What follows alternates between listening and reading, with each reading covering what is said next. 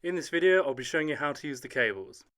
First off, to adjust the cable's height, pull the lever and then slide it up and down. It can be a button in some gyms, but the principle is normally the same. Depending on what height you put it at, depends on which exercise you want to do. After you've set the height, you want an attachment. Attachments are connected via a carabiner. All you do is push it in and then slot the attachment on.